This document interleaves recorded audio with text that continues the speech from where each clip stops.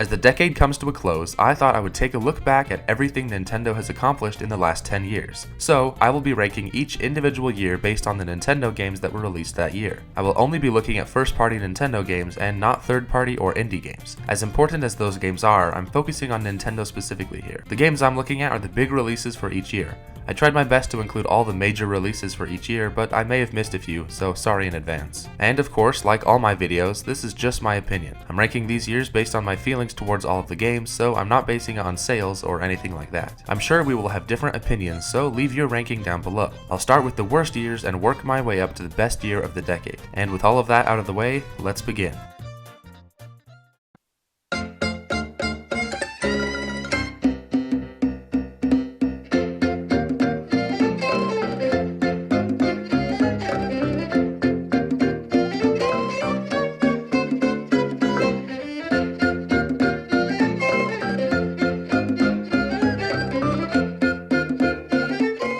So, the worst year this decade for Nintendo, in my opinion, was 2012. This year was kind of dry and boring for me. There were some games I really do love, like Kid Icarus Uprising and Nintendo Land, but that's pretty much it. I'm not much of a Xenoblade fan, so that game didn't do much for me. I never played Pokemon Black and White 2 because I wasn't much of a Pokemon fan. But from what I can tell, people seem to enjoy those games. But the worst part about this year were the Mario games. 2012 saw the release of 2 new Super Mario games, which was very disappointing. At this point, the DS and Wii versions of the new Super Mario franchise had already been released, so everyone was kind of sick of it. They just felt like the same game with minor changes. New Super Mario Bros. U and New Super Mario Bros. 2 aren't bad games, they just aren't that memorable to me. And probably the worst game of 2012 was Paper Mario Sticker Star. This game changed the Paper Mario franchise in all the wrong ways, and overall just felt bland and uninspired. So what really killed 2012 for me was just a lack of games. There were not enough great games released, and there were also some pretty lame games released as well.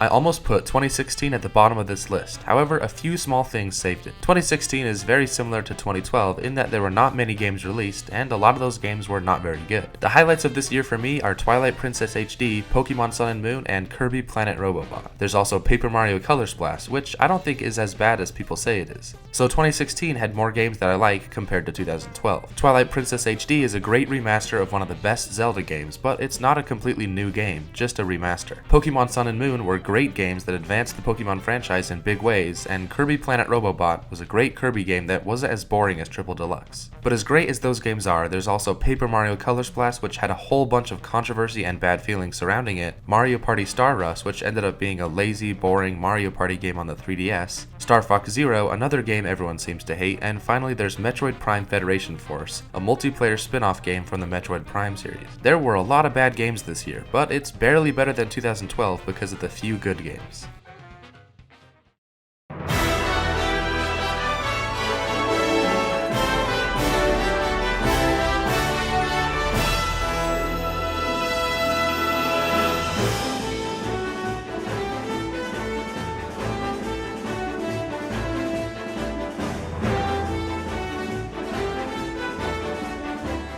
This one might be surprising to some of you, but let me explain my reasoning. Remember that I am only looking at Nintendo releases, so not indies or third-party games. All of a sudden this year starts to fall apart. The legacy of 2018 depends a lot on your opinion of Wii U ports to the Switch, because there were a lot. Personally, I don't mind ports, but the problem this year was that those ports took the place of regular game releases. But let's look at the good games. Easily the best game of this year was Super Smash Bros. Ultimate, ending off the year with a bang. If Smash wasn't released in 2018, this year probably would have been even lower. There's also Mario Tennis Aces, which is a great Mario Tennis game, even though the story mode is a little short. But that's about it for great games this year. Then there's Super Mario Party, a step in the right direction for the Mario Party series, but still not a great game. Nintendo Labo, a weird experiment by Nintendo where you play mini-games with cardboard. Pokemon Let's Go, remakes of the original Pokemon games with motion controls. Kirby Star Allies, a boring Kirby game that takes no risks, is too easy and short, and of course the abundance of Wii U ports. So if you can't tell, I don't like 2018 that much. Smash really saves this year as all the other releases are just okay. None of them are bad games, don't get me wrong, but not very good games either.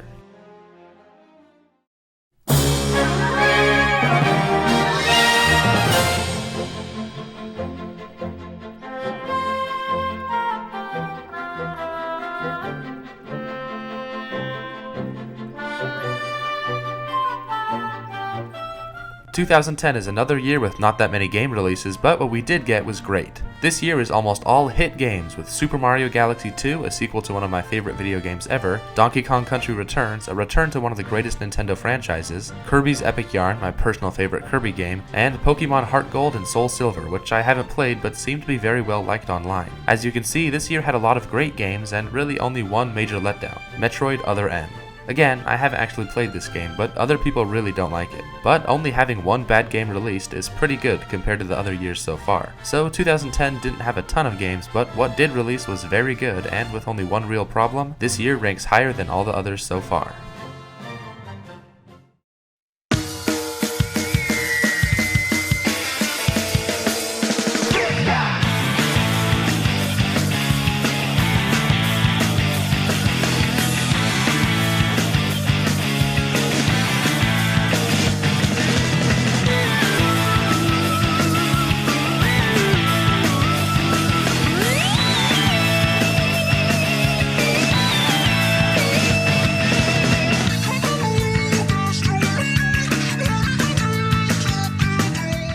2015 is a huge mixed bag full of great and terrible games. You have really bad games like Animal Crossing Amiibo Festival, Chibi Robo Ziplash, and Mario Party 10. But then you also get amazing games like Splatoon, Yoshi's Woolly World, and Super Mario Maker. 2015, Nintendo tried it all. And yeah, some of it didn't work, but we got two new amazing Nintendo franchises out of 2015. Splatoon, an amazing, creative, colorful, charming game that launched one of my all-time favorite gaming franchises, and Super Mario Maker, a Mario game that lets you build anything you want. These two games alone lift 2015 above average, and we still got Yoshi's Woolly World, one of my favorite Nintendo platformers, and Majora's Mask 3D, a great Zelda game on 3DS. Xenoblade Chronicles X is also highly praised among fans, although I've never played it myself. Sadly, 2015 is this low on the list because of the huge amount of horrible games. When you take risks, sometimes they don't pay off. Two Animal Crossing spin-off games that weren't very good, Mario Tennis Ultra Smash and Chibi Robo Ziplash.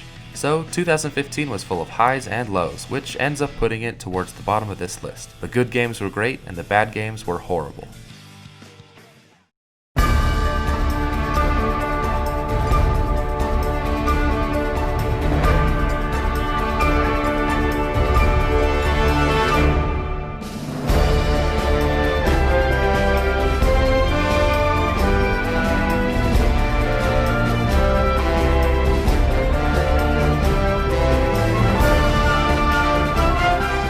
2011 was the year the 3DS launched, and was also the last full year for the Wii. We got two great Zelda games this year, Skyward Sword and Ocarina of Time 3D. People really didn't like Skyward Sword, but I still really like it, motion controls and all. And Ocarina of Time 3D was an amazing remake of one of the greatest games of all time. Super Mario 3D Land was the first main Mario game on the 3DS, and was a great platformer that made good use of the 3D. Mario Kart 7 was an awesome Mario Kart game on the 3DS that introduced flying through the sky and driving underwater into the Mario Kart franchise. There was also Kirby's Return to Dreamland, a game I have never played but seems to be liked by fans. Pilot Wings Resort was one of the few launch titles for the 3DS and expanded on one of the best minigames from Wii Sports Resort, while also bringing back an old Nintendo IP. Pokemon Black and White were also released in 2011, which seemed to be very well liked by Pokemon fans. And last, there was Mario Sports Mix, which I have never played but looks like a very fun minigame compilation featuring Mario and friends. There were a lot of good games released this year, but none of them are mind-blowing. But we are definitely getting closer to the top of the list.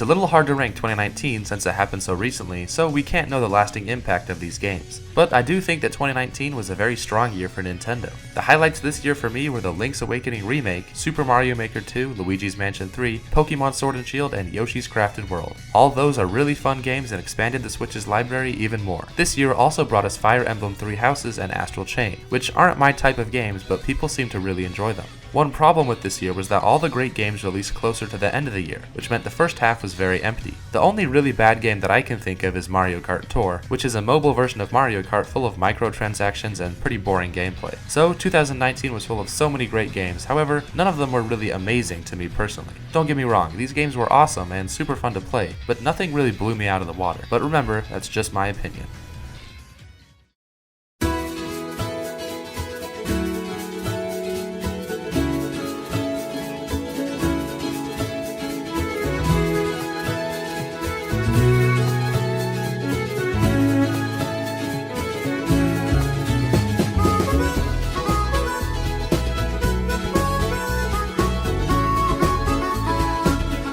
2014 was one of the best years for the Wii U, as there were so many amazing games released this year. You have heavy hitters like Mario Kart 8, easily the best Mario Kart game ever made, so good that the port on Switch is still the highest selling Switch game. Then there's Donkey Kong Country Tropical Freeze, one of the finest 2D platformers that money can buy, a perfect blend of difficulty, music, graphics, and charm. There's also Super Smash Bros. For the 3DS and Wii U, an awesome Smash game that brought the fun to both the Wii U and the 3DS, meaning it was the first portable Smash Bros. Game. Captain Toad Treasure Tracker is one of the most original and creative games Nintendo has ever made, and Hyrule Warriors, a super fun spin-off game from The Legend of Zelda. And we aren't done yet. There's Kirby Triple Deluxe, a fun, even if a little bland Kirby game that makes the 3DS library even better, and Bayonetta 2, which is still considered one of the best games that Platinum has ever made. 2014 was full of so many masterpieces, and many of them were ported to the Switch and found even more success, which speaks to their quality.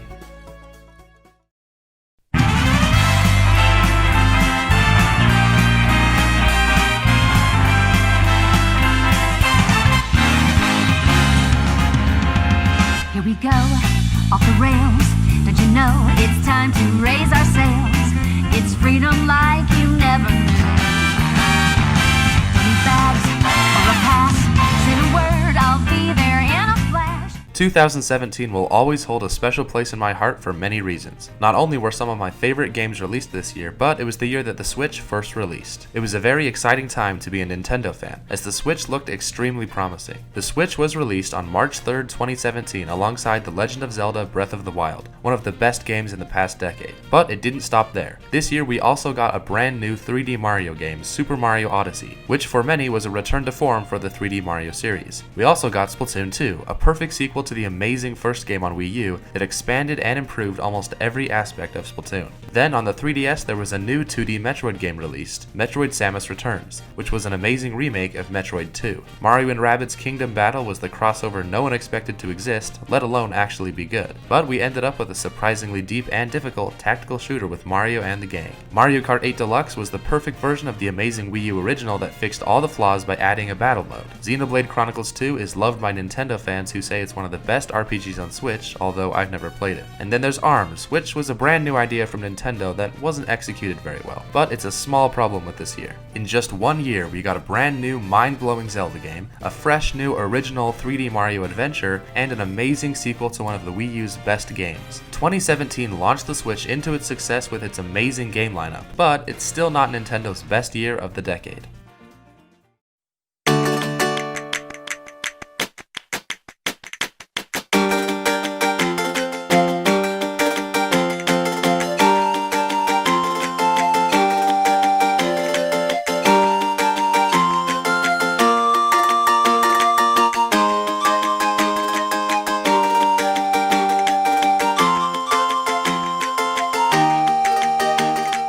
Twenty 2013 is my favorite year from Nintendo's past decade of making games. This year had a stunning lineup of masterpieces that are still some of my favorite games today. So let's go through all the amazing games that released in 2013. The Legend of Zelda: A Link Between Worlds was, and still is, a masterpiece. It takes one of the best Zelda games, A Link to the Past, and makes it even better. The art style is still one of my favorite from the series, the story is incredible, and the new mechanic of turning into a painting makes the world feel even more fleshed out and alive. Animal Crossing New Leaf is the best Animal Crossing game as of right now, and one of the the best games on the 3DS. This game single-handedly made me a huge fan of the Animal Crossing franchise and has brought me so many hours of pure fun. The Legend of Zelda: The Wind Waker HD was a beautiful remake of one of the best Zelda games, and the new visuals breathed new life into the game. Super Mario 3D World is still one of the best Mario games ever made in my opinion. The level design is excellent, the soundtrack is amazing, and the gameplay is near perfect. Pikmin 3 is a visually stunning, relaxing, puzzling masterpiece of a game that again made me a fan of a franchise I was never interested in before. Rayman Legends technically wasn't published by Nintendo, but I'm including it anyways.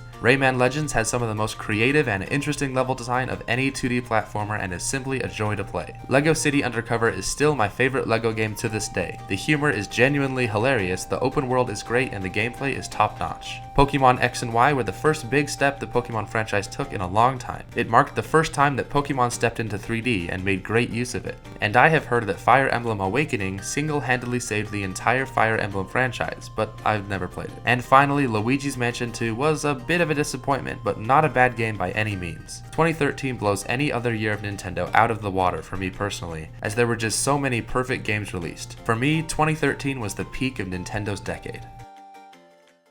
Well, there you have it. That's my ranking of Nintendo's past 10 years and all the games they released. As I've said many times, all of this is purely my opinion, so don't get too angry if you disagree. I would love to see how you would rank Nintendo's decade in the comments. Nintendo's past decade has been a roller coaster. It's had its highs and lows, and I'm excited to see what Nintendo's future holds. And now we enter a whole new decade for Nintendo. Thanks for watching, and I'll see ya in the next one.